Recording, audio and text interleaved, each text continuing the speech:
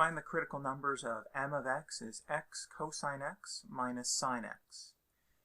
The cosine function is defined for all real numbers, as is the sine function. And I'm multiplying the cosine function by x, not dividing by anything. So the domain of this function is all real numbers. Let's calculate the derivative.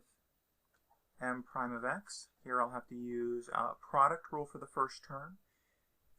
So I'd have 1 times cosine x plus x times negative sine x, and then minus the derivative of sine x is cosine x. So I have 1 times cosine x, so that's cosine x, minus x sine x, minus cosine x. So cosine x minus cosine x go to 0, and so I'm left with that the derivative, m prime of x, is negative x sine x. Now this is never undefined. Let's set it equal to 0. So let's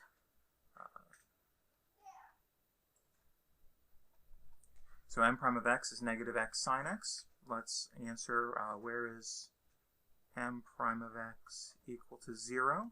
So then that would mean that negative x sine x would equal 0, which implies then that x is 0 or sine x is 0.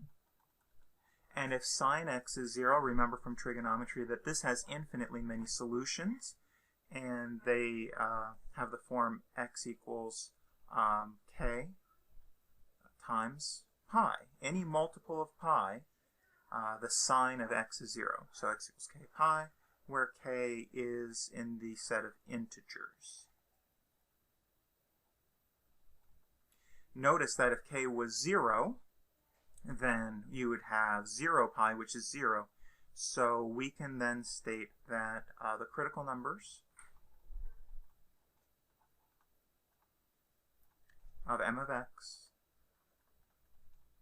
are given by x equals k pi, where k is an integer.